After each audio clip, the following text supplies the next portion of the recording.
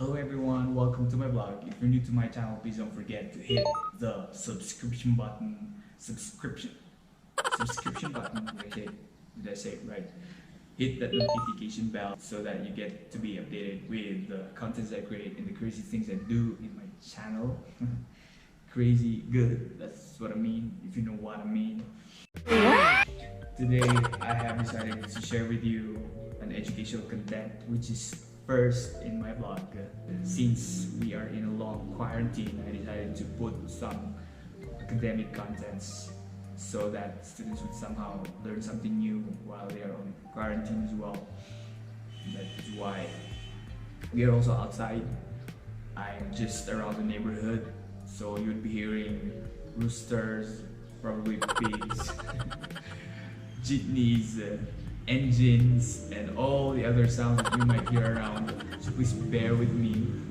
The very first educational content that I wanted to share with you guys is the American accent training, and we will kick off with the American T. The T sound in the American English is probably one of the most common consonant sounds that we use, and so it is also one of the most distinct because T's in the American English will have different variations. It depends on where the T is located in the word. So let's begin. The first T is called the pop T, the aspirated T, or the true T. Is this T, T. If you're listening clearly, this sound is crisp and it's clear, and this T is produced when you strike the tip of your tongue to your tooth ridge, upper tooth ridge, as you release the air, and so it goes T, T. So let me hear it. T, T. Alright, you're doing right. You're good. Perfect. This is produced when the T is in the beginning of a word. For example, we have tray, we have take, we have time. In Filipino, when you take a bath, you get the timba and the tabo.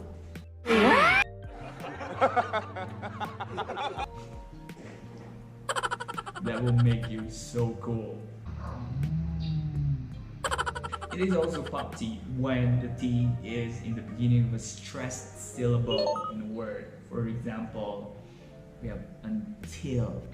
The T there is popped. We also have hotel. Let me hear you say it. Until, hotel. Alright, you're probably doing it right. And T is also popped when it is in consonant cluster.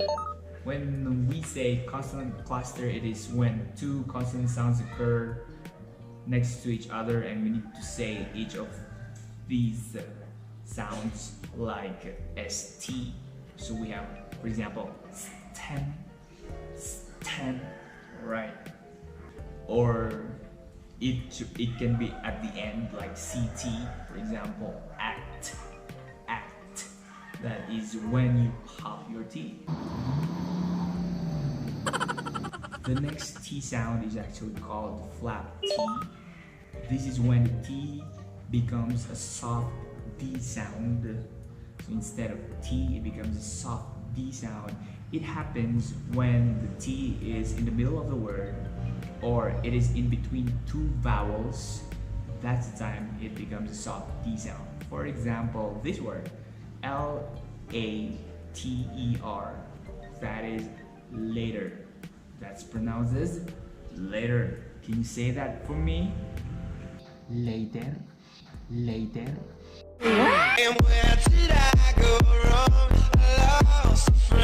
Alright, I'll see you later. Or this word, W-A-T-E-R,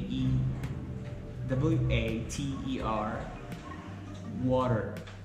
Can you say that? Water.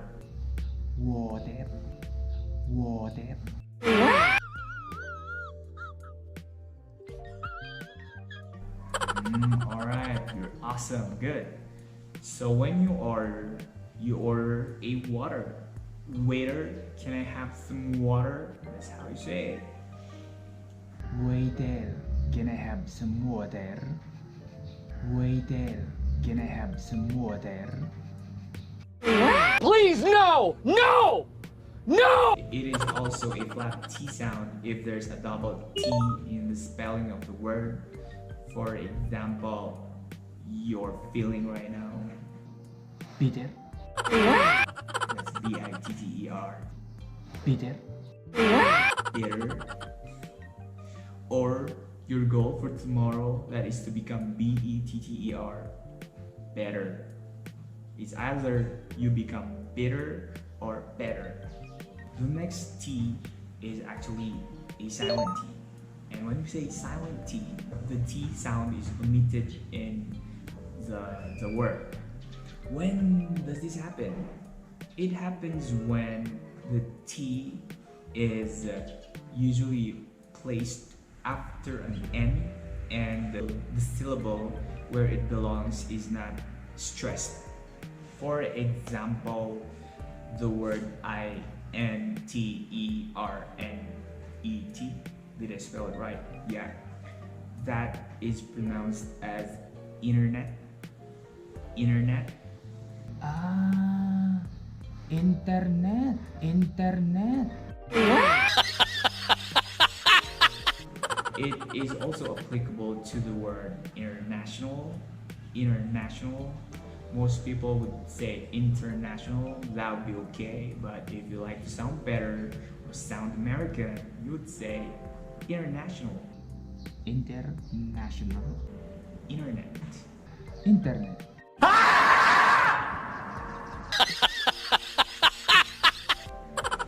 That's how easy the silent T is.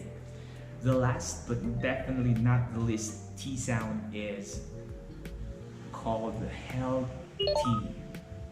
I repeat, it is called the held T. So this T is more of the laid back, should I say. Is that the right word? Version of the aspirated T. The aspirated T once again is T, but the held T is that when you do not pop the crispiness of the T sound, if you get what I mean. So it is applicable when the T is at the end of a word. For example, the word FLAT. So flat. Flat, Let me repeat that word. flat.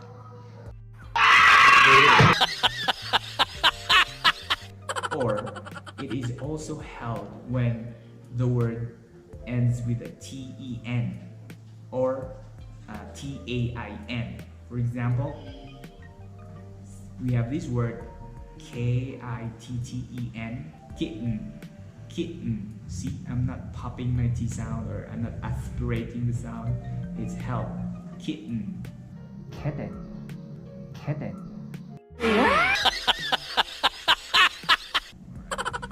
TAN is good for this word, MOUNTAIN. It's pronounced as mountain. Ah, mountain. Mountain. Can you say that? I saw a kitten on the mountain.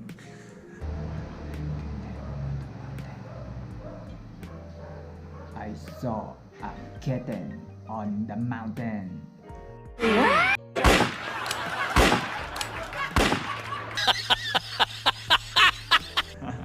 I actually taught this to my college students and they were just laughing at it. It sounds weird, but it's okay. That's it for today, guys. So remember, the American T is very distinct because it has variations and it depends on the location it is placed in the word. We have the pop T or the aspirated T or the true T. This is the very first T, that is the sound T. The second T sound is the flap T or is the soft D sound. The third one is of course the held T if it's at the end of the word. or if the word ends with a TN or TAIN. And lastly is the silent T, if the T is after an N and when the T is not stressed. I hope that you will be subscribing to my channel. Once again, thanks so much for watching, and I hope this will help you in your English classes.